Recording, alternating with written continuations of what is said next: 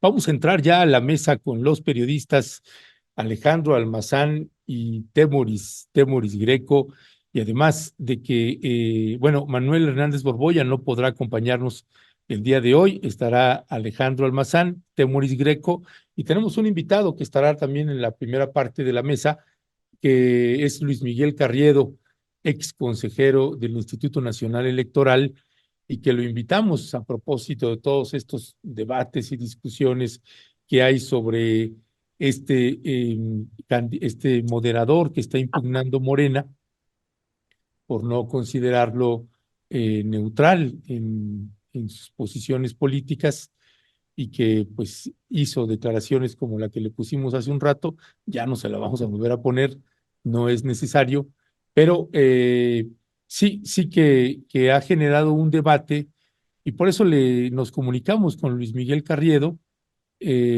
para preguntarle, pues, ¿y qué sucede? ¿Qué sucedería si una candidata o un candidato decide no participar en el primer debate electoral porque no considera que hay condiciones de igualdad en ese debate? Y bueno, pues Luis Miguel Carriedo aceptó estar aquí un rato con nosotras y nosotros. Ya se conectaron Luis Miguel Carriedo, ya está por ahí Temoris, Alejandro Almazán se estará conectando en un instante más, Violeta Núñez también, que viene de la universidad, ahí en las Guames, mi querido Luis Miguel Carriedo, como tú sabrás y comprenderás, ahí sí no tienen vacaciones casi.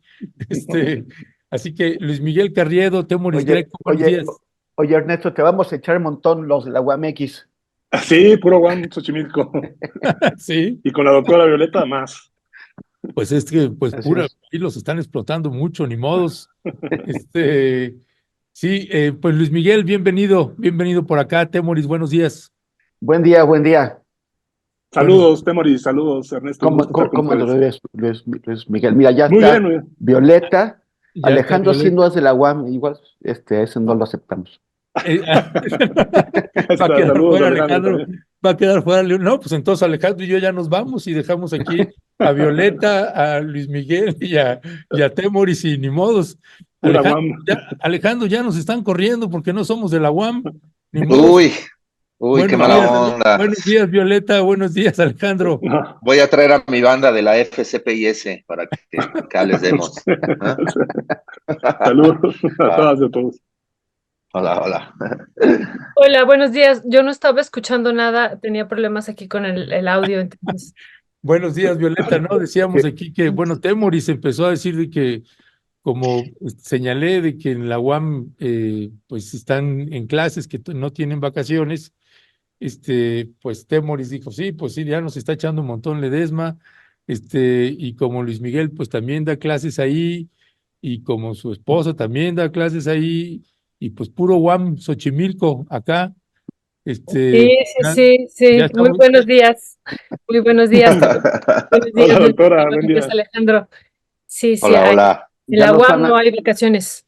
ya nos van a acusar de endogamia. Sí, Puede ser. Bueno, pues bienvenidas, bienvenidos todos, Alejandro, Luis Miguel Carriedo, Temoris, y ya estamos acá, Violeta y yo, nuevamente con ustedes. Invitamos a Luis Miguel Carriedo, ex consejero del INE, a propósito de todo este debate que se ha No, generado por este moderador, de eh, asesor, no consejero. Mm. consejero, perdón, ok, asesor, ok. Asesor. Sí, y bueno, pues está este joven Manuel López San Martín, conductor de ADN 40, y que trabaja pues ahí estrechamente para Ricardo Salinas Pliego. Hay una impugnación de Morena, está todavía en que si sí o no va a ser.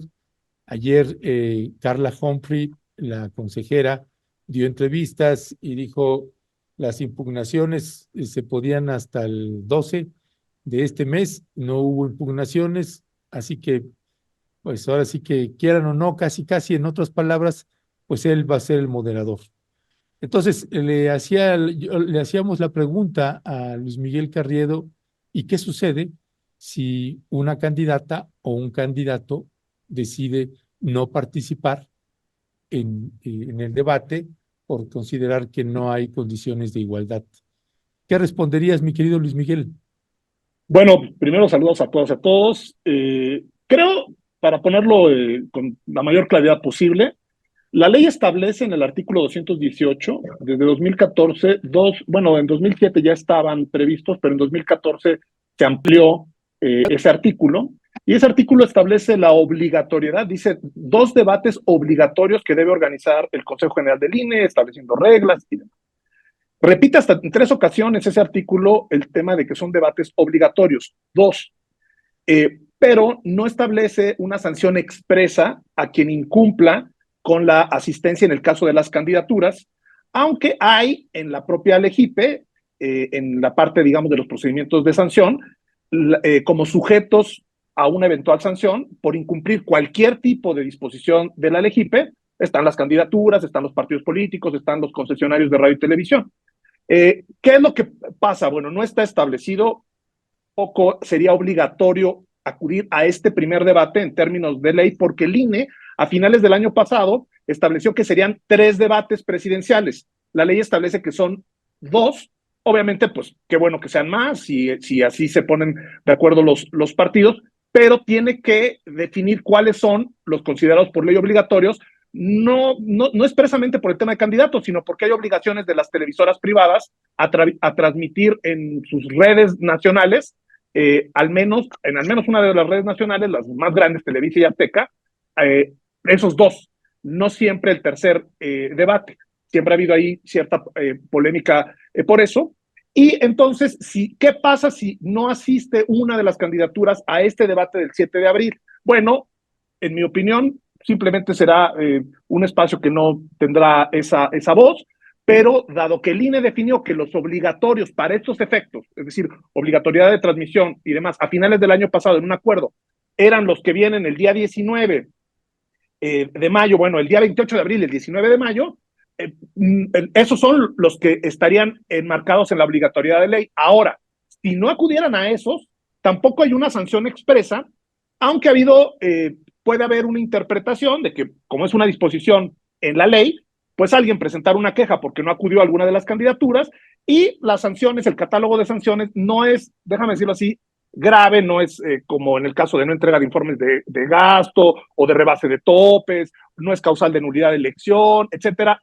Sería pues una amonestación, una multa a los partidos políticos, y ya con una interpretación un poco forzada, porque la ley no dice expresamente que no asista al debate de los candidatos tiene tal sanción. Por lo tanto, tendrían que interpretar que es una disposición de la ley, que sí establece un catálogo de sanciones para que incumpla en general con la ley, pero son este tipo de sanciones. Entonces, en este primer debate, técnicamente, en mi opinión, no hay obligatoriedad, porque es un debate extra, sería deseable que fueran todas y todos y que se hubiera condiciones.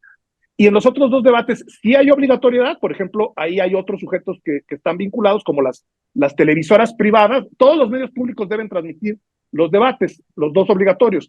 Y los privados le pusieron ahí que hubiera solamente, al menos los que tienen cobertura nacional, o sea, Televisa y Azteca tienen que en una de sus redes nacionales colocar el debate. Entonces, no creo que pase nada, para decirlo administrativamente, o algo de mucha proporción en términos administrativos, pues sería más un tema político, perder ese espacio, y eventualmente que se promoviera alguna sanción que podría derivar en eso, es decir, no en una sanción muy, muy grave. Nunca ha ocurrido desde que están estas reglas de obligatoriedad. En 2012 fueron 2 debates y fueron todas las candidaturas. En 2018 fueron 3 debates y fueron todas las candidaturas. Y nada más hago este apunte, Ernesto, porque creo que sí es importante sobre el tema de la moderación. Sí, son moderadoras y moderadores que va eligiendo el propio Instituto Nacional Electoral en coordinación con partidos políticos y llegando allí a acuerdos. Pero hay esta regla no escrita, pero que se puede ver básicamente en los hechos, pues como de hacer una suerte de cuotas por grandes televisoras, y esto creo que luego genera algunas tensiones adicionales. No descalifico lo que ocurrió en la moderación de los anteriores debates presidenciales, pero sí hay un ejemplo, por ejemplo, en 2018, que creo que, en mi opinión personal, lo hicieron bien. En general fueron profesionales quienes estuvieron pueden hacer preguntas, esa era una novedad en el formato. Pero, por ejemplo, en el caso, recuerdo, de Sergio Sarmiento, que creo que tuvo un buen desempeño en general, pero hizo una pregunta en libertad, tenía libertad de hacer preguntas en donde decía, y se comprometen a que continúe el modelo de comunicación, por ejemplo. Fue su decisión, tenía derecho a hacerla, pero ahí muestra el tema de que si una pregunta de relevancia para el debate era, iban a seguirle comprando spot a las televisoras a una persona que está en una televisión. Entonces creo que sí se genera esta lógica. Esta es una regla no escrita, los partidos estuvieron de acuerdo con la moderación, con las y los moderadores, pero se da esto de cuotas a las televisoras, entonces una para Televisa, una para TV Azteca, una para luego Imagen, y así también generan condiciones para que el tercer debate, o si hay otros debates, los transmitan, porque no tienen obligación las emisoras privadas de transmitir el tercero. Entonces, ese es el contexto, y bueno, espero que ayude un poco los elementos que pongo en la mesa. Muchísimas gracias, Luis Miguel. Pues Temoris, siguiendo esto que dice ahorita Luis Miguel y agregando otros elementos, pues San Martín dice que él tenía libertad de expresión, pero una cuestión que nos tenemos que plantear, estamos a 2 semanas del debate, ya menos, y él alude a esto, dice que él podía decir lo que dijo, que hay que recordarlo, dijo que el presidente recogió de la basura, ¿no? Al entrevistado ahorita en este momento, al doctor Hugo López-Gatell, que lo había recogido de ese lugar y que para él, pues esto es parte de la libertad de expresión, pero él sabía, ¿no? Que estamos en un proceso electoral, que él iba a ser el moderador y entonces él está pues diciendo que se está violando y violentando su libertad de expresión. ¿Qué decir sobre esto, Temoris? ¿Y hasta dónde llegaría esta libertad de expresión de alguien que está designado como parte de esta moderación? Y lo otro, Temoris, ¿cuál va a ser, si tú sabes, y a lo mejor ahí también Luis Miguel nos puede ayudar un poco, cuál va a ser la función de estos moderadores? Fernández Noroña decía, ¿quién va a moderar al moderador? ¿Qué función tendrá entonces en específico este moderador y también Denis Merker en el debate, Temoris? Pues mira, me estaba siguiendo lo que dice Luis Miguel, lo que recordó sobre lo que dijo Sarmiento, me imaginé a López San Martín preguntando, ¿y quién de ustedes va a ser la miserable que seguirá cobrando impuestos injustos a los empresarios que han construido este gran país? O algo así. Finalmente, la diferencia entre Denis Merker y López San Martín es que Denis Merker se ha hecho una carrera propia de prestigio por diversas rutas. Empezó en un canal independiente, en el Canal 40, antes de llegar a Televisa, pero incluso en Televisa siempre trató de mantener una independencia. Me acuerdo de un debate en Televisa en el 18, donde estuvo Andrés Manuel López Obrador, donde Andrés Manuel confrontó en general al panel y en una situación muy extraña, de pronto estaban Denis y también el señor que hace Broso, diciéndole a Andrés Manuel, no, pero nosotros sí somos independientes, como diciendo los demás no.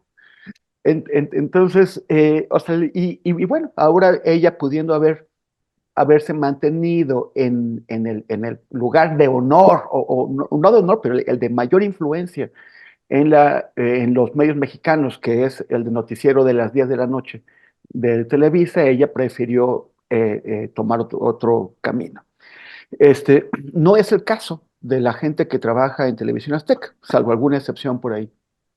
Pero Javier Alatorre cumplió el año pasado 30 años al frente de ese noticiero. Yo lo conocí entonces cuando empezaba, y él, pues bueno, me sorprenden dos cosas.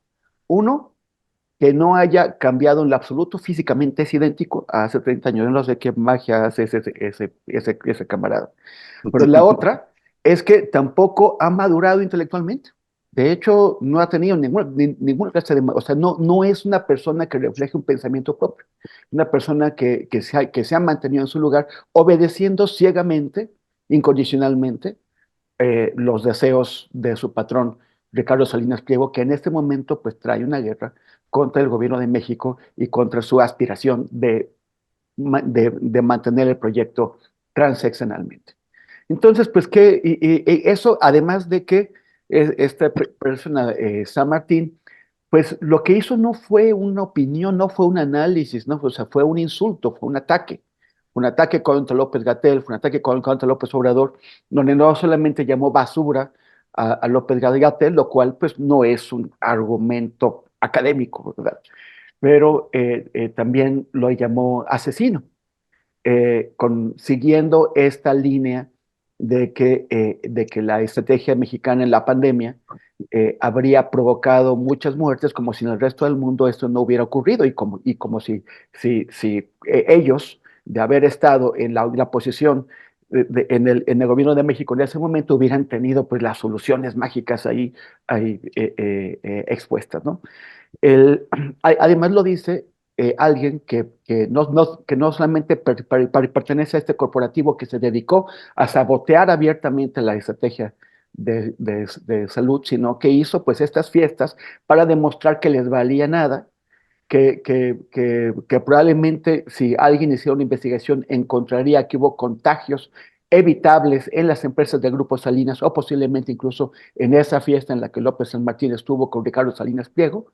O sea, si hay alguien que puede haber tenido responsabilidades por irresponsabilidad, pues son ellos, es el propio San Martín que acusa a López-Gatell de asesino. Entonces, a mí me parece que esto también que estaba comentando Luis Miguel, que haya estas cuotas, pues o sea, son cuotas no para televisoras, son cuotas para grupos de poder que tienen una gran influencia en la política mexicana y que de esta forma se perpetúa y se extiende su influencia. De la misma forma en que al mismo tiempo pues excluyen a otros medios de comunicación.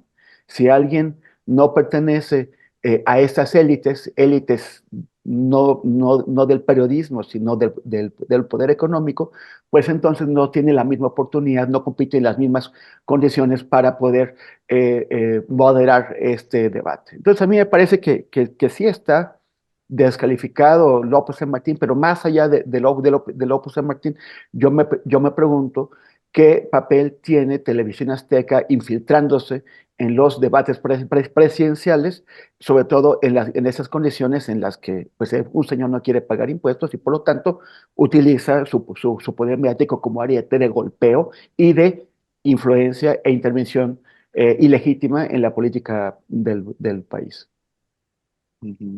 Ya, gracias, Temoris. Alejandro Almazán, ¿qué decir al respecto también de lo que nos explica ahorita Luis Miguel Carriedo y de este escenario político, si de este personaje tendría que estar ahí en esa moderación o no? Uy, mira, a ver, perdón. Sí. Mira, yo más bien veo como una cadena de equivocaciones, ¿no? O sea, la primera que veo es que el formato del debate. Siento que es muy al estilo Estados Unidos, ¿no? Muy occidental, ¿no? En donde se da por hecho que solo un periodista puede guiar un debate. Y yo me pregunto, ¿quién dice que solo un periodista puede guiar un debate, ¿no? Yo creo que lo que se necesita es manejo de cámaras y más de 2 neuronas para preguntar, y hay muchísimas profesiones que lo pueden hacer, no necesariamente el periodismo. Claro, yo creo que se da el periodismo porque a lo mejor se supone que el periodista es el que sabe hacerlo, el que lo hace cotidianamente, ¿no? Entonces, quizá por eso sea lo del el periodista. 2, siento que el concepto idea que tiene el INE y que tienen los partidos sobre el periodismo es muy malo. O sea, creo que ellos siguen pensando en el periodismo blanco, en el periodismo neoliberal, el periodismo de la cara bonita, el periodismo de la clase social, el que sale en horario premium, el hegemónico, ¿no? El periodismo que sin dinero no baila, el que se hace la víctima, el periodismo extractivista, el que solo busca el reconocimiento y los likes, el que recibe dinero de Soros, pero no lo ven mal, ¿no? Ese periodismo blanco, pues no le interesa tampoco otro tipo de periodismo, y al INE y a los partidos parece que tampoco les interesa ese otro tipo de periodismo. No les interesa el periodismo de los pueblos originarios, no les interesa el periodismo estatal, no les interesa el periodismo de redes sociales, ¿no? Entiendo al INE y entiendo, digamos, a la mayoría de los partidos, pero de Morena, digo, Morena dice que estamos haciendo un gobierno popular, ¿no? Pero si están haciendo un gobierno popular, no saben de periodismo, ¿no? Digo, el propio Noroña creo que se equivoca al no impugnarlo, ¿no? Desde un principio y ahora decir, bueno, ya no queremos a San Martín, pero bueno, pues como bien lo dices, las autoridades del INE han dicho que pues ya no se puede hacer esa impugnación, así que tendremos necesariamente a López San Martín en ese debate, ¿no? De López San Martín es un hombre con B corta, ¿no? La lógica común, es decir, las neuronas, no le han dado, me parece, para dar un paso atrás, ¿no? En vez de ello, y yo siempre les digo aquí que el machismo cruza por todo, y bueno, aquí de nuevo cruza el machismo, en vez de ello, como todo macho que se precia de serlo, reta, muerde, insulta, ¿no? Le hace falta la lógica común, es decir, ¿y cuál es la lógica común? Guardar las formas un rato. Es tan difícil guardar las formas un rato, es como, digo, ya no lo hablamos, pero es como el tipo de la motocicleta que se mete en una marcha feminista, o sea, tan difícil es que ese día tomes otra ruta, 365 días del año tomas esa ruta. ¿Por qué ese día no puedes tomar otra ruta? Porque soy un macho y porque no, y porque no. O sea, y eso es lo que le está pasando a López San Martín, ¿no? O sea, su frágil masculinidad, además de tener a un jefe como Ricardo Salinas Pliego, evidentemente, pues yo creo que nos está dando en este momento a un tipo, porque así lo he estado viendo, que se cree indispensable para la vida política de México, ¿no? Que se cree la pieza indispensable para la democracia de México, ¿no? Hoy parece que es como si él fuera un candidato. Ayer andaba en una de esta gira de medios, ¿no? Y yo me quedé y dije, ¿en serio? O sea, de verdad, ¿no? Yo creo que San Martín está confundiendo la libertad de expresión con la lógica común, ¿no? No se da cuenta, yo creo, todavía no se ha dado cuenta, o si se da cuenta, él insiste, creo que no se da cuenta de que su presencia será vigilada, ¿no? Y haga lo que haga, será criticado, ¿no? Y yo me pregunto, ¿prefiere arriesgar la poca carrera que le queda por ser protagonista y lamerle las botas, o sea, a su jefe? Yo siento que al final, digo, si el San Martín fuera un tipo listo, haría lo mismo que Roxana Reguillo, ¿no? Cuando fue criticada, un paso para atrás, dejas que ahí esté el debate, ¿no? Y que solitos, o sea, aquellos que te están acusando, bueno, pues que se coman la lengua, ¿no? Yo siento que al final gente como San Martín ha provocado que el periodismo blanco, pues se desprestigie más, ¿no? No lo conozco, pero alguna vez hablé con un familiar de él y ni en su familia lo soporta, ¿no? En fin, la situación puso a San Martín en el spotlight. No, en serio, y su decisión ha sido quemar, creo, lo poco que le quedaba, ¿no? Esto que decía Temoris, ¿no? De que acusa de asesino a Gatell y, bueno, no nos muestra ninguna prueba, ¿no? Pero, por ejemplo, yo creo que el que sí, o sea, verdaderos asesinatos que se cometieron en la pandemia, pues fue lo que hizo Salomón Chertorivsky o este Narro, ¿no? Prometieron que en 8 semanas iban a eliminar la pandemia. Eso sí es asesinato, eso sí es, ¿no? Pero bueno, San Martín no lo ve, ¿no? Y bueno, y ya por último, veo a muchos periodistas, a muchos opinólogos y hasta reporteros defendiendo a San Martín y pienso, por eso está jodido el periodismo mexicano, porque no hay alguien que se pare a mitad del camino y haga una autocrítica, ¿no? Me parece que todos, todas, todes, al igual que San Martín, se creen víctimas, ¿no? Se comparan con las señoras buscadoras, con los desaparecidos, y no, ellos no son víctimas, son periodismo, son periodistas, y creo que al final, pues lo que le han hecho al final es mucho daño al periodismo, y este debate se presta para eso, para poderlo hablar, ¿no? Para poder hablar entre nosotros, ¿no? Es una lástima que no se pueda, ¿no? Porque, bueno, pues los periodistas siempre tienen la razón, los periodistas nunca se equivocan, ¿no? E insisto, por eso el periodismo está tan en los suelos en México, ¿no? Porque no existe esa autocrítica. Ojalá San Martín en uno mañana que se levante o el Viernes Santo, ¿no? Algo que entienda y que diga, mi presencia está haciendo una suerte de daño en ese debate, así que, bueno, ¿por qué no hacemos para atrás? No lo va a hacer, ¿no? Y no lo va a hacer porque creo que también aquí juega el elemento que ya lo dijeron los compañeros, Ricardo Salinas Pliego. Y con eso termino. Gracias. Muchas gracias, Alejandro. Muy interesante el análisis que acabas de hacer. Yo lo suscribo, esta parte que dices del periodismo blanco, pero además ahí le tejes muy bien el machismo, el protagonismo y el poder de Salinas Pliego. O sea, está todo esto mezclado y todo el respaldo que le están dando también desde el INE y desde estos institutos, pues realmente a San Martín, pues que no es menor. Y justo sobre eso, Luis Miguel, yo te quería preguntar, pues esta parte de que dice Carla Humphrey, pues ya se quedó, dice él, yo no me voy a mover. Y esto que también hemos escuchado en una entrevista el día de hoy a Fernández Noroña diciendo, pues ya no se va a poder hacer nada. Ya no podemos hacer nada, en verdad. O sea, eso es algo que estamos viendo también ahora a propósito de esta imposición de los candidatos y candidatas indígenas, de los impostores, de los usurpadores que se hacen pasar por indígenas. Les dicen desde estos institutos, ya no se puede hacer nada. En verdad, así va a ser, o sea, y así tiene que ser. ¿Qué podemos hacer como sociedad y qué podemos hacer ante el tribunal y ante el INE que responde, pues ya pasó el tiempo, ya no se puede hacer nada y todo el peso del poder, dicen ellos, pues ya, en este caso, pues ya se quedó este moderador? Esa sería una pregunta. Y lo otro, entonces, ¿qué caminos legales, si pudiéramos hacer algo, podemos tomar como sociedad? Si es que Morena dice, bueno, pues aceptamos ya este moderador, nosotros como sociedad, ¿qué podemos hacer en esto, Luis Miguel? Bueno, lo trataré de, obviamente hay muchas cosas Ujú. por hacer, pero trataré de centrarlo en este caso concreto. El acuerdo por el cual se definió la moderación, que fue avalado por los partidos políticos y por el Consejo General, que tiene las facultades, con toda esta crítica que hemos ya colocado y que han puesto, se aprobó, y tendrían para haberlo impugnado ante el tribunal 4 días.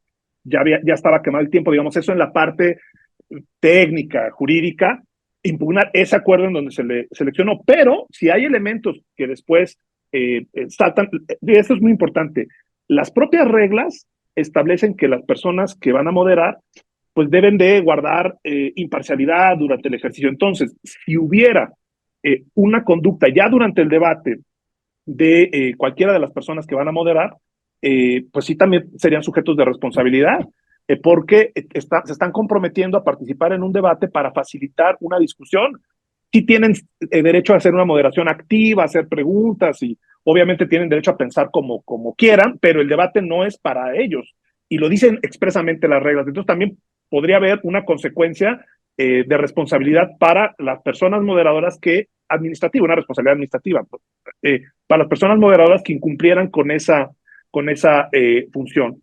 Ahora, debo decir sobre el tema de las consecuencias que han tenido este tipo de conductas, el caso concreto de la empresa, el caso del empresario Ricardo Salinas Pliego, bueno, la obligatoriedad de los debates, esa regla, quedó ahí para que las televisoras no se negaran a la difusión de los debates. En 2012, Televisión Azteca se negó a transmitir el debate e incluso colocó un programa de liguilla que era el Morelia contra Tigres, si mal no recuerdo, el Morelia era de Televisión Azteca, en el mismo horario y puso en sus redes sociales, ya desde entonces el empresario tenía esa conducta, a ver quién ve el debate, mañana les paso los ratings. Bueno, debo decir que tuvo más rating el debate que el partido, y por cierto perdió el Morelia, y tuvo más rating el debate presidencial.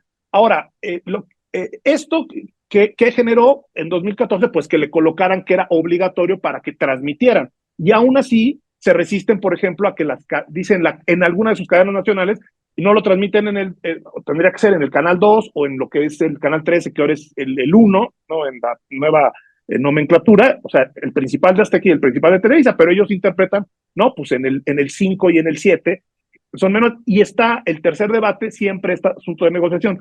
Yo coincido con lo que mencionaba Alejandro, se han quedado fuera y eso también es debe ser una crítica y una autocrítica de la propia autoridad electoral, otro tipo de perfiles, y es cierto que los propios partidos, todos los partidos políticos, pues suelen tener resquemores o vetos, no, porque va a ser más parcial a un lado o al otro, pero la autoridad electoral tiene que construir las condiciones para que la moderación pues no se reparta como por cuota a grandes poderes mediáticos, sino al mérito pues de quién puede hacer mejores preguntas dependiendo de los temas que están, cuando la lógica son preguntas.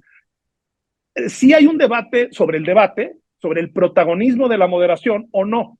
Y creo que pasamos, digamos, de un modelo en donde la moderación eran maestros de ceremonias, que ponía nada más, tiene usted la palabra y tiene 2 minutos, usted otros 2 minutos, no había oportunidad ni siquiera de que se contrastaran, a uno que ha ido abriendo esta lógica, digamos, de una participación más activa. Debo decir, en 2012 estuvo a punto el segundo debate de lograr eso y de último momento se frenó, lo recordará bien Javier Solórzano, que él iba a poder hacer lo mínimo, decirle, oiga, le preguntaron tal cosa, no contestó sobre eso, y eso se frenó en el último momento. Siempre, la cantidad de tensiones y de presiones que dan todos los partidos o los actores políticos es mayúscula, pero creo que la autoridad electoral no se debe acomodar en decir, bueno, también voy a tener problema para la transmisión de los debates, pues le doy cuotas. Por ejemplo, en 2018 estuvo en el último debate, fíjense, este dato es importante, los 3 debates tuvieron alta audiencia.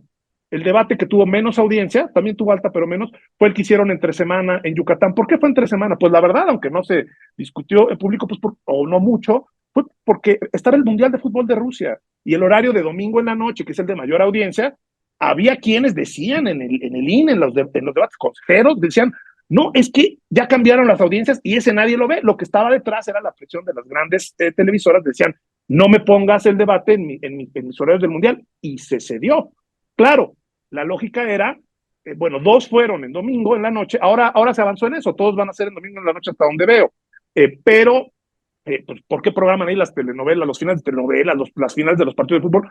Porque en la lógica todavía de medios electrónicos, de radiodifundidos, es el mejor horario para captar mayor número de personas. Sí, sin duda hay un debate sobre si se pasa de la mano esto, pasar de un modelo súper acartonado a uno en donde la moderación activa se convierta en que las preguntas que coloquen tengan un sesgo, e incluso un sesgo ni siquiera para un partido u otro, sino para un interés empresarial que se supone que tendrían que recoger ciertas preguntas de los temas que interesan al conjunto de la población. Esa es la función que tendría la moderación, y con derecho a tener libertad afuera del debate, y dentro del debate, libertad de elegir esas preguntas, pero en función del interés del país, no del empresario que con quien trabajan. Creo que ahí ha faltado un poco avanzar, y sí se han dado el caso contrario, es decir, ya no tan acartonado, ya hay más libertad de la moderación, pero entonces la moderación cobra un protagonismo excesivo y hay un cierto sesgo. Entonces yo creo que esos elementos sí nos ayudan para primero, si pasa algo indebido, sí se puede, digamos, hacer una acción administrativa en el INE y en el tribunal eventualmente. No se puede retirar, es una decisión del propio moderador en este caso, porque a él lo propusieron, se votó, lo estuvieron de acuerdo los partidos y pasó el tiempo de impugnación. Creo que pudo haber debatido el INE, ya lo debatió, si lo quitaba o no por el contexto posterior. Además, ya lo mencionaban ustedes, pues es público que hay ahorita una tensión mayúscula entre el empresario dueño de TV Azteca y el gobierno, etcétera. Pero bueno, el comportamiento del moderador se tendrá que ver en este debate, y sí, cambiar la lógica de no nada más pensar en moderaciones de grandes televisoras, sino abrirlo a otras opciones. Pues Luis Miguel Carriedo, como siempre, muchísimas gracias. Gracias que nos acompañaste aquí en esta mesa.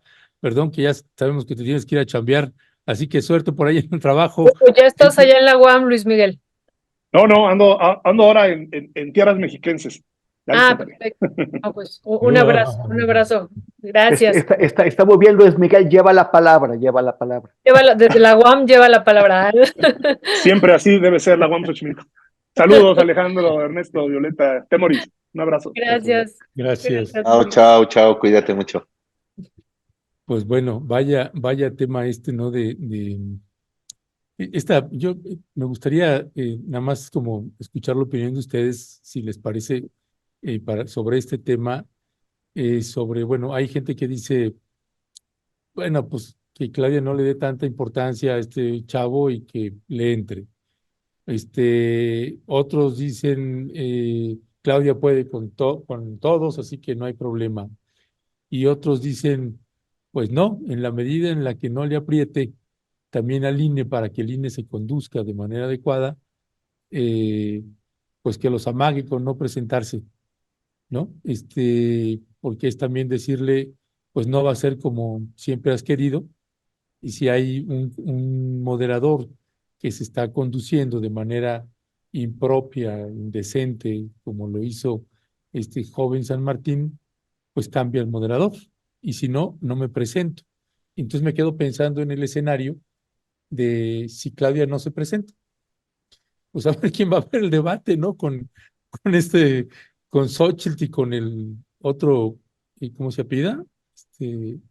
Lainez, Maínez. Maínez, Álvarez. Álvarez Maínez. Ya se quitó el Álvarez, pero es Álvarez. Bueno, Samuelito. Álvarez Maínez, bueno, y otros que podrían pensar, no, pues perdería fuerza ahí, y otros, pues no, no pierde nada. Así en términos generales, desde los ángulos que pueda tener una decisión de esta naturaleza, ¿qué pensarías tú, Temoris? No, yo creo que tiene que entrarle. Yo creo que tiene que entrarle o sea, a ver, tampoco es que se vaya a caer el mundo si no, pero sí abriría un ángulo de ataque. O sea, los debates tampoco son tan vistos o tan influyentes en la toma final de la decisión de la gente. Pero sí podría ser más escandaloso o podría ser empleado para generar más escándalo una ausencia, aunque sea pues a partir del tweet de este personaje, ¿no? O sea, sería como, o sea, sería fácilmente ridiculizable desde el punto de vista o de la estrategia de la oposición. Entonces yo creo que tiene que ir ahí y también pues tal vez generar o incrementar un poquito la presión sobre López San Martín en el plano de que va a estar muy vigilado, o sea, de que su comportamiento va a ser fiscalizado desde la opinión pública y aunque a él le puede dar absolutamente igual si el INE se queja y dice que tuvo un mal proceder y lo sancionan, o sea, así como que pues, ¿qué le van a hacer? O sea, lo peor que podrían hacer sería quitarle una parte de su paga y no creo que vayan por ahí. Finalmente, quien realmente le paga es Salinas Pliego. Pero sí habría una cuestión de desprestigio. Entonces, si él es sensible un poquito a eso, pues tendrá que asegurarse de que su comportamiento pues no dé pie a críticas o a denuncias. Yo Alejandro, creo, sí, no, yo creo que, digo, sí sería un error no ir, ¿no? Al debate, es decir, no me acuerdo, estoy ahorita me estoy confundiendo, no sé si López Obrador faltó a uno en 2006 o faltó a uno en el 2000, pero sí le cayó toda la crítica, ¿no? Es cierto lo que dice Temor, y finalmente los debates a veces es muy difícil que medio te cambien un poco la perspectiva de tu voto, pero cuando un candidato no va, obvio, pues la guerra sucia comienza y eso sí te puede influir. Así que yo creo que lo más sensato para Claudia Sheinbaum es asistir al debate. No tendría mayor problema en medio contener a López San Martín si en algún momento él quisiera hacer una pregunta fuera del guión. Así que, bueno, pues yo creo que no le conviene más ir que faltar, ¿no? Al debate. Finalmente también ella es la estrella del debate, ¿no? De alguna manera, ¿no? La gente está esperándola, así que, bueno, cometería un error no ir. Ya, pues gracias, mi querido Alejandro Almazán. Tenemos el otro tema, Temoris, que precisamente es algo que estabas proponiendo a propósito de esto que incluso hoy en la mañanera ya se abordó, ayer también lo hablábamos con algunos compañeros de Estados Unidos, estadounidenses, donde pues por vez primera escucho yo, no sé si ustedes ya lo habían escuchado antes, pero hay un elemento que pues yo no lo había escuchado, hoy en la mañana lo pusieron también, y que es que la voz del presidente Andrés Manuel López Obrador podría incidir en el resultado electoral en los Estados Unidos debido a la alta influencia que tiene Andrés Manuel López Obrador con su palabra. Pues está hablando también, por ejemplo, El País pone un encabezado también donde dice el doble juego de López Obrador, mejoras para los migrantes en Estados Unidos y rédito electoral. Así que, pues bueno, están, pues ahora sí que tanto en Estados Unidos como en México, candidatos y presidente de México, pues jugando y moviendo las piezas de este complejo rompecabezas que va a definir que será importante el resultado electoral en los Estados Unidos como en México. ¿Qué decía al respecto, Temoris? Pues yo creo que como que les vamos perdiendo un poquito el miedo, ¿no? A los estadounidenses. O sea, México siempre ha jugado una política exterior de tratar de zafarse un poco. Por ejemplo, creo que el ejemplo más claro de eso es la política mexicana hacia Cuba, pero al mismo tiempo no demasiado y obedecer cuando truenan el látigo. Y Andrés Manuel pues ha hecho varias, por ejemplo, creo que una cosa, por ejemplo, es rescatar a Evo Morales y otra muy distinta es haber boicoteado la Cumbre de las Américas en Los Ángeles. Eso es echarle a perder un show al tío Sam y no le gusta, pero sin embargo Andrés Manuel se atrevió. Ya hemos hablado aquí que en cuanto a lo de Gaza todavía nos queda mucho a deber, pero bueno, por lo menos ha tenido eso. El caso es que los políticos de Estados Unidos siempre se han metido con México y han hecho de México lo que les han querido en sus discursos, en sus condenas, en sus campañas, o sea, siempre nos están de arriba para abajo, trapeando el suelo. Entonces, me parece bien, que existe un caudal electoral, hay un granero político que tiene Andrés Manuel en Estados Unidos que debe servir para algo. Porque, ¿cuál es el problema con el voto de los mexicanos en Estados Unidos? Que aquellos que pueden hacerlo, en su mayoría, no se registran como electores. Entonces, y no van a votar.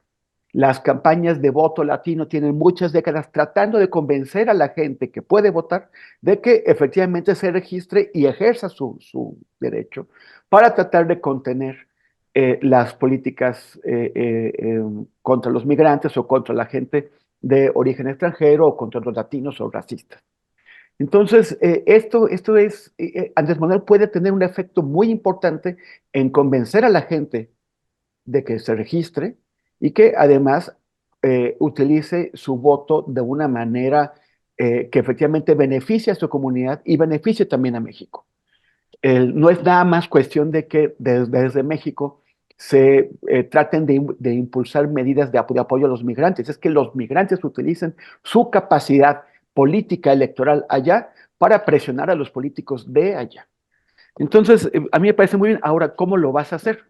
Una es lo que ya había adelantado el presidente, una posibilidad de denunciar a aquellos políticos republicanos, bueno, a aquellos políticos en general, dice él, pero todos los del Partido Republicano, que están intentando hostigar a México, hostigar a los migrantes y tener ese tipo de políticas draconianas. Él había dicho que iba a llamar a votar en contra de ellos. Ese es el llamado negativo al voto. Pero también descubrió ahora el otro lado de la moneda, que es el llamado positivo. Es el poner ahí el dulcecito de que él lo plantea en términos de candidatos presidenciales, pero también podría ser a otro nivel, de que aquellos candidatos que ofrezcan, él lo pone muy grande, ¿no? La regularización de millones de personas. Bueno, es muy difícil que en el contexto actual alguien se comprometa a eso, pero sí podría ser que otro tipo de políticas favorables a los migrantes o favorables en general a la población mexicana o de origen latino puedan ser levantadas o sostenidas por candidatos diversos y la promesa es, bueno, pues entonces los seguidores de Andrés Manuel López Obrador, estuve buscando una encuesta, no encontré algo que pudiera medir cuál es la popularidad de López Obrador en Estados Unidos. No hay, pero sí sabemos que hay muchos y también hay muchos de estados que son muy obradoristas, de Oaxaca, de Michoacán, de Zacatecas, que ese voto se pudiera movilizar a favor de candidatos que tengan estas perspectivas. Los republicanos han reconocido, y esto es desde la época de George Bush, los republicanos han reconocido que hay un voto migrante, un voto latino, un voto mexicano conservador, un voto que le interesan esos valores tradicionales, que es religioso, que es católico, y tienen una estrategia de llegar o de romper el voto latino y robarse a este sector del voto, precisamente apelando a esos principios más conservadores.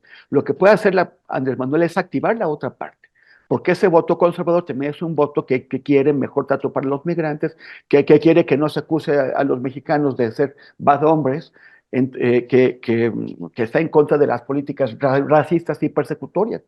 Entonces, y ese voto también tiene que presionar no solamente en las elecciones abiertas, sino en el Partido Demócrata, que es en donde, precisamente porque los demócratas a veces cometen el error de dar por hecho que el voto latino se va a ir con ellos, pues no sostienen su agenda, no sostienen sus demandas.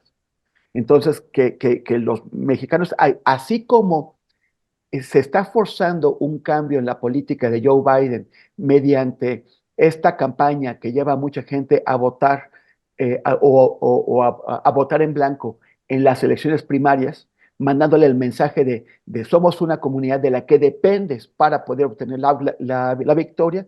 Los latinos tendrían que hacer eso con todos los candidatos para decir tu victoria depende de nosotros, entonces sostén nuestra agenda, no te hagas pato.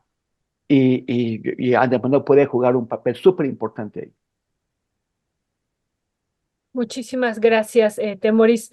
Pues, ¿qué decir sobre este otro tema, Alejandro? No sé si tú ya pudiste ver esta entrevista que le hicieron al presidente, esta de 60 minutos, que me parece interesante y que también se abordan estos temas, el tema de los migrantes y de las elecciones en Estados Unidos. Pero hay un tema que a mí me llamó mucho la atención en esta entrevista, que fue contundente, que incluso, bueno, ahí cortan, porque tiene algunos cortes la entrevista, no estaba completa aún esta de 58 minutos, que le dice el presidente López Obrador a la entrevistadora, a la periodista, pues no les conviene ni cerrar la frontera, ni porque cuánto les costaría, por ejemplo, crear un auto en su territorio sin las manos mexicanas, sin los emigrantes que quienes lo ensamblan. Y bueno, ahí se corta, pero me parece que ese es un buen ejemplo. Da un dato López Obrador muy, muy interesante del costo que tendría que pagar Estados Unidos, un costo excesivamente mayor si los migrantes no estuvieran ahí. ¿Cuál sería tu valoración sobre esto? No sé si ya la viste, Alejandro. Hay una parte en la entrevista que él dice, o sea, porque le preguntan sobre Trump, y él dice, ¿no? Que finalmente todo es electoral, ¿no? Que esto es un asunto electoral. Y yo creo que también AMLO parte desde eso, o sea, es decir, su propuesta, esto de los migrantes, pues va es más un punto electoral, ¿no? O sea, podría decirle a los migrantes, sí, o sea, en efecto hay un gran poder de AMLO porque hay una comunidad que en efecto le hace caso, pero también, desgraciadamente, como bien lo dice Temoris, mucho migrante, digo yo, que he vivido allá y luego medio cotorreo con banda, o sea, sí te das cuenta como mucho migrante no se inscribe para las votaciones, pues porque sigue teniendo miedo a que lo deporten. O sea, no es lo mismo lo que te pasa en California, en donde es ciudad santuario, bueno, estado santuario, en donde te puedes registrar en efecto para votar, a lo que te va a ocurrir en Texas o a lo que te va a ocurrir en Arizona, en donde vas a ir y te van a expulsar, ¿no? Entonces, es distinto, es decir, la comunidad latina, por supuesto que es muy grande, pero los votantes ahí ya se reducen, ¿no? Y entonces ya es menos. Pero con esa cantidad de votantes, claro que López Obrador sí puede hacer como una de estas maniobras políticas en donde, ya lo dijo, bueno, lo había dicho desde mañaneras anteriores, ¿no? En donde siempre que un republicano dice cosas de México, bueno, pues López Obrador siempre está ahí para decir, vean cómo son los republicanos, es decir, Trump, ¿no? O sea, Trump finalmente es republicano, ¿no? Aunque bueno, no sé quiénes son mejores, si los republicanos o los demócratas, ¿no? Porque los demócratas pues son los que andan ahí haciendo guerras, ¿no? Y los republicanos pues bueno, son más nacionalistas en ese sentido, pero El caso es que siento que al final todo es electoral, todo va a pasar. Yo creo que AMLO de alguna manera también busca dejarle unas buenas condiciones a Claudia Sheinbaum, ¿no? Pero ya no puede hacer más López Obrador, ¿no? O sea, está a meses de irse. Sí, como dice Temoris, podría influir, ¿no? O sea, de pronto la voz diciendo, no, no voten por fulanito, con menganito. No sé si eso haga o no la diferencia. Lo que sí creo es que el futuro con los migrantes o la relación con Estados Unidos va a seguir siendo muy, muy complicada, ¿no? O sea, además ahora que viene Claudia Sheinbaum, creo que los gringos traen muchas cuentas pendientes que no le cobraron a López Obrador, quizá se las querrán cobrar a Claudia Sheinbaum. Ojalá que Claudia Sheinbaum, al igual que López Obrador, no lo permita, ¿no? Y ponga un alto.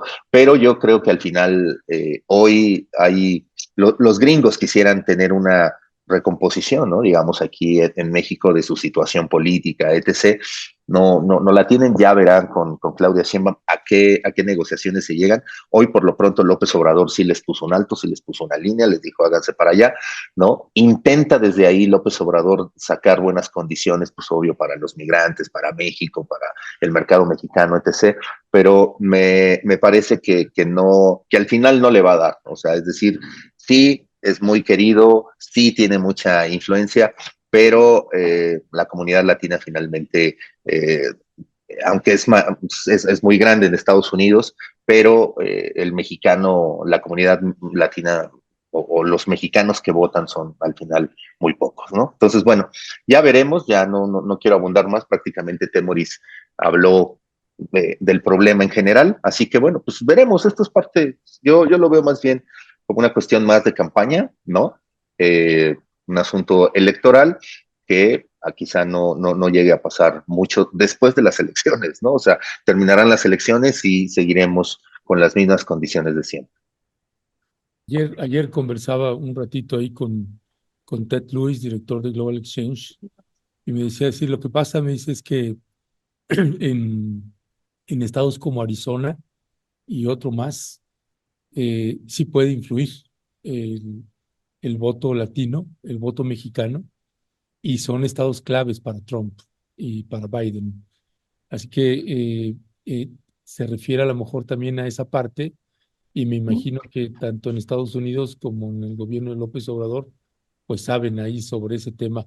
Si les parece brevemente, pasamos al último, que lo comentemos pocos minutos. Temoris se tiene que ir ya prontito, y tiene que ver con las desavenencias que están teniendo las dirigencias de Morena en algunas entidades federativas, en este caso el estado de Coahuila, que de por sí las elecciones pasadas con Guadiana fue un desastre.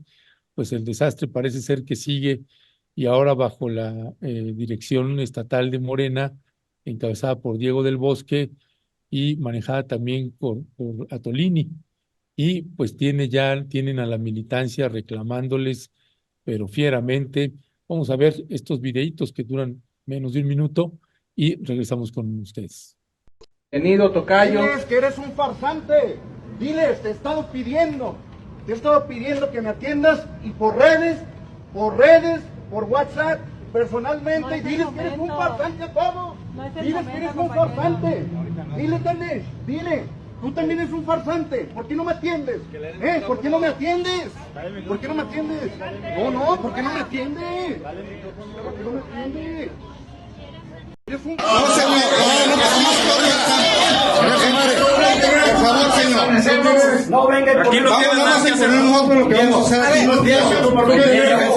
Tú mismo dijiste ahí, con todo respeto. Disculpa que te hable. Todos somos afines del proyecto del presidente. Nada más, mi Félix, tenemos que vaciar aquí, miren, los nombres ahorita para estamos pasar diciendo del otro lado. que no vamos a aceptar las dos imposiciones de reserva que ustedes tienen. Mi Félix, nomás es de vaciar la lista, no pasa nada. No le estamos cambiando ninguna regiduría a nadie. Nosotros vamos a quedar sorpresas porque nos vamos a dar cuenta. Mañana es el registro. Y no los queremos, y mañana es el registro. Porque no aceptaron en su momento. Exactamente.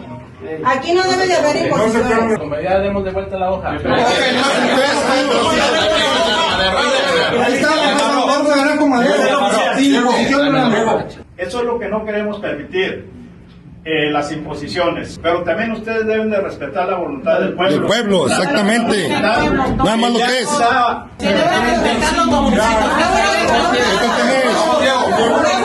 También acá el diputado que también se sabe para afuera, porque no tiene por qué estar aquí con ustedes. Nada más. Temoris Greco, tiene usted la palabra. Pues es que nos falta información, Ernesto. O sea, esto es, o sea, creo que es un tema muy local. O sea, por ejemplo, este primero, ¿no? Que va a acusar al otro de farsante. Pues quién sabe qué asunto trae, quién sabe de qué no le contestan, quién sabe si el otro realmente tenía una obligación de contestarle o de atenderlo, o eso, quién sabe si se equivocó de gente, es que no sabemos nada. Pues es un señor muy, muy prendido, pero quién sabe qué trae en el fondo. Y lo otro, estas disputas, cuando de candidaturas, a mí me parece que, o sea, yo las he visto, algo, o sea, igual que este otro video que vimos, los he visto desde que empecé a estudiar la política. Y me acuerdo broncas peores en el PRD, con sillazos y acusaciones y shows tremendos, hasta por elecciones internas, ¿no? Para la dirigencia del partido. Entonces, no me dice mucho si no tenemos más información de qué es lo que realmente está ocurriendo. Aquí nuestro compañero Arturo Rodríguez García, probablemente sí podría darnos un contexto de qué es lo que pasa. Ahora, o sea, y me imagino que ahorita pues es relevante este video en particular, porque no solamente porque quedó grabado, sino porque involucra a una figura que tiene cierta proyección mediática. Entonces es como más interesante ver ahí a alguien que reconoces que ver a pura gente que no conoces. Me imagino que está así en todo el país, la disputa por las candidaturas. Y más, por ejemplo, o sea, me pregunto cómo estará en Guerrero, cómo estará en Chiapas, donde, por ejemplo, en Chiapas, que tú conoces muy bien, Ernesto, pues donde Morena, la gente que fundó Morena en ese estado, ha sido pisoteada y relegada por pues, la mafia tradicional del poder en Chiapas. Entonces ahí sí me imagino que hay disputas también muy, muy duras que tienen que ver con que finalmente Morena está haciendo lo mismo que han hecho todos los demás partidos políticos, lo mismo que destruyó al PRD, que es dejar entrar a todos aquellos políticos corruptos contra las cuales la gente que creó Moreno, que creó el PRD, se organizó y se levantó y contra la que luchó. O sea, ¿en qué se está convirtiendo Morena? ¿A quién le están entregando Morena? Pues es una cosa que tiene que preocuparnos a todos, porque finalmente lo más probable es que haya 6 años más de 4T, nada más que ya sin Andrés Manuel. Y sin un Andrés Manuel, pues que ponga orden ahí.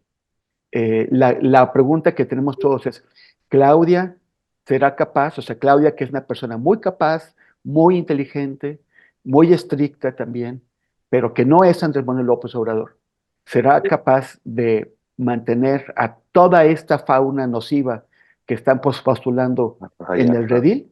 ¿O van a seguir convirtiendo a Morena en otro PRI, en otro PRD, en otro partido del Frente Cardenista? Muchas gracias, Me Temoris. tengo que marchar, perdón, tengo cita médica. Sí, adelante, Que todo adelante. vaya bien, Vaya muy Temoris. bien, Temoris. Gracias, hasta luego. Gracias a ti. Alejandro, Un saludo, abrazos. gracias. Bueno, Alejandro, sí. pues, ¿qué decir sobre este video? Y yo le agregaría, no sé si tú pudiste ver este reportaje que publicamos del caso de Chiapas, de esta imposición de esta candidata que no es indígena y que, como decía Temoris, ¿qué estará pasando en Guerrero, en Chiapas, en Oaxaca? Bueno, en particular, pues con estas candidaturas indígenas estamos viendo una usurpación y bueno, eso lo podemos tejer con este video que estamos aquí viendo y compartiendo, pero también con otras pues denuncias que ha habido en otros estados, en otras latitudes de pues candidatos que habían dicho y jurado que se les estaban incorporando al movimiento de Morena, pero que no iban a ocupar las candidaturas y hoy los vemos que están ocupando las candidaturas y que semanas antes estaban en el PRI o en el PAN. ¿Qué decir sobre esto y cómo lo podríamos tejer, Alejandro? No, pues mira, o sea, digo, ya lo hemos dicho aquí, ¿no? Y lo mencionas tú, lo menciona Temoris, o sea, al final digo, esto está pasando en muchos estados, ¿no? Y el problema es con las bases, ¿no? Porque al final creo que, mira, yo creo que López Obrador, bueno, como yo lo veo, digo, bueno, es un tipo de medio izquierda, conservador cristiano, que ha dejado entrar a medio mundo a Morena. Claudia es más de izquierda, pero tiene lo mismo de alguna manera que López Obrador, que ha dejado que todo el mundo entre a Morena, ¿no? Candidatos sacados del bote de la corrupción, del crimen organizado y de la impunidad, ¿no?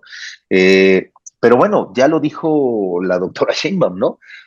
A la gente de base no le da para ganar elecciones, ¿no? O sea, es decir, solo sirven sus votos, ¿no? Desgraciadamente, qué terrible escuchar a la candidata que le diga eso a sus bases, ¿no? O sea, prácticamente solo sirven sus votos, ¿no? O sea, los preanistas sí son los que pueden rescatar a Morena, y ahí creo que, como bien lo dices, ojalá, digo, bueno, yo espero que Claudia Sheinbaum sí mantenga a raya a todos estos grupos políticos, ¿no? Lo veo, o sea, tengo una cierta esperanza. En donde lo veo difícil es porque están entrando muchos grupos, ¿no? O sea, muchas de esas corrientes de otros partidos, y si finalmente las corrientes internas en Morena ya eran complicadas, pues ahora imagínate las corrientes que van a externas que llegan, ¿no? Entonces es todavía peor, ¿no? Yo creo que el papel que al final hacen dirigentes estatales como Del Bosque o el propio Atolini, ¿no? Es lo mismo que están haciendo otros dirigentes de Morena, ¿no? En Guanajuato, en Chiapas, en Durango, en Baja California, en Jalisco, ¿no? O sea, donde uno voltee es tan difícil, ¿no? Las bases están enojadas. Morena ha optado, me parece yo, muy malamente, ¿no? Porque pues, es como actúa el PRI en darle a las bases las regidurías, ¿no? Para que estén medio tranquilas y ya, o sea, no estén molestando, ¿no? Yo veo cada vez más difícil el plan C, ¿no? Y siento que, bueno, pues que al final creo que lo único que han conseguido es llevar a un movimiento a un barranco, ¿no? Yo la verdad es que pensé que Morena iba a durar más, ¿no? Hoy muchos morenistas incluso están pidiendo voto diferenciado, ¿no? O le piden a AMLO armar otro partido, ¿no? Ya veremos, ¿no? Ya por lo menos aquí en casa, Ingrid y yo, bueno, pues hemos decidido que sí vamos a votar por Morena, pero quizás no sé si esta sea la última vez o no. Y algo que también me llama la atención es que se está culpando mucho a Mario Delgado, ¿no? Yo creo que al final, digo, Mario Delgado, a quien le está respondiendo en este momento, o sea, sin duda es a Claudia Sheinbaum, es decir, todos los movimientos que hace Mario Delgado necesariamente los debe de saber Claudia Sheinbaum. No sé si los deba de saber AMLO o no. López Obrador, como el dueño del partido, pues yo supongo que lo tendría que saber, y además como presidente, ¿no? Pero no me quiero, digamos, meter en ese asunto.